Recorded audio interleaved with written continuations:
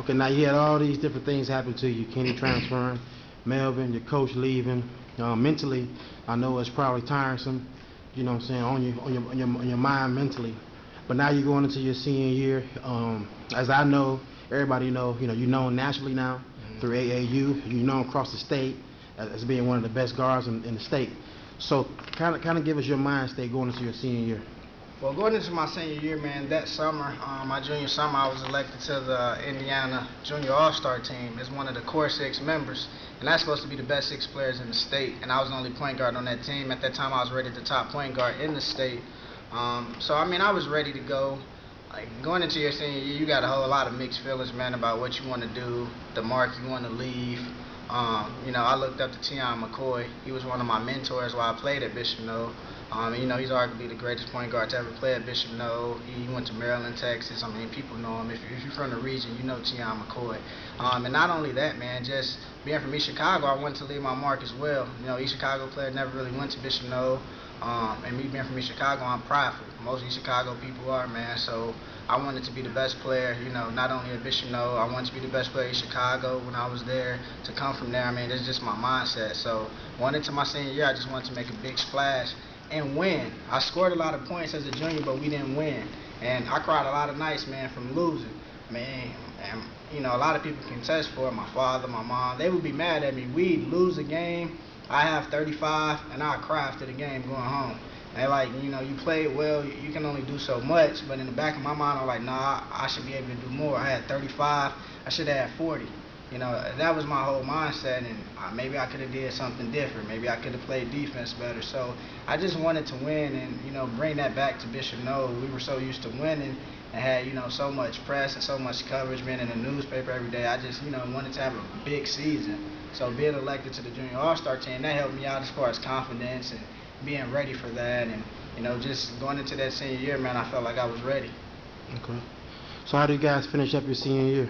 Well, we finished up my senior year, I want to say 15-10, and then we ended up hosting the sectionals at Bishop Noll, which was, that's always big. Problem happened probably February of my senior year. Going through the season, I'm averaging about 23, 24 points a game. We're having a good year. We beat a couple of good teams, and I get hurt, man. I think we were playing at Clark, and I made a back cut, and I hurt my knee. And I was out probably for about 2 weeks, and we came down to play Arlington, and I couldn't play. And that was the first game I ever sat out. And remember, man, I started since my freshman year, so I played a lot of varsity games. And to get to my senior year and have to sit out a game, man, that's heartbreaking, especially going into the sectionals, especially leading up to probably what's the most memorable, biggest game. Well, not the biggest game, probably the most memorable game. We're playing East Chicago Central. They took us off the schedule when I transferred. So for me to almost have to miss that game, and probably 2 days before the game, it was still a point where my coach said it's not important enough. We need you for sectionals. If you get hurt now and you can't play sectionals, we'll lose first game. But the reason why I respect my coach so much, he knew how much that game meant to me. It meant a lot because, for one, they took us off the schedule. And that was kind of a slap in the face to me. I mean, I understand, it's bitterness, but at the same time, all those guys are my friends, man. Tremaine Cooley, Etwan Moore, David Connor, my little cousin, Con Gillis, he played on the team too. So it's just fun to play against those guys. We grew up together, so I wanted to have a chance to play against them. And not having that opportunity for 3 years, I was frustrated. And I honestly was mad about it. So going into that game, honestly not knowing if I'd be able to play, man, and that was hard too. That was another trying time mentally. But when he said, go ahead and you can play, I was like super excited. So that was my first game back after I sat out for 2 weeks, and I really only had 2 days to practice for that game. But I mean, if you ever had to go back and play at home, man, in a game like that, you'll be up for it. So I was ready to go. So how did that game go? Well, I remember it like it's yesterday. I walked into the gym. I see Con, I see Tremaine. We talk a little bit, but I had my headphones on, and honestly, at that point, I was all business because, when we talked about critics, it always goes back to that. So if I get to my senior year and I done broke every record at Bishop Noll, I'm the all-time leading scorer, and I get to Central and I have a bad display and I don't play well and we lose, then it's still like you should have came to Central. you're not that good. Right, So right. it was a different focus. I mean, I've always been focused and really wanted to do well, but that day I was really focused, man. I really wanted to come out and play like the best game I'd ever played. You dream about stuff like that.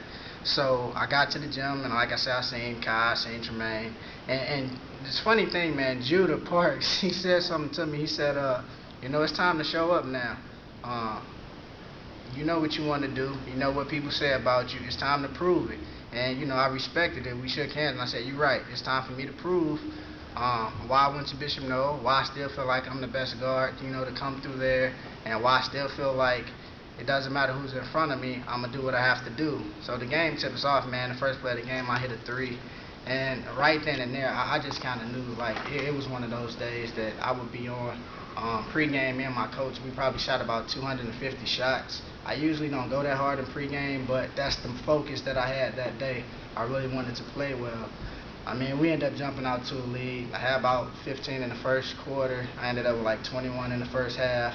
I had 7 threes in the first half, and I ended up with 35 for the game. And we ended up winning by about 15. So, just to go back home like that and have a performance like that, man, you can't write it better. So it was really good for me.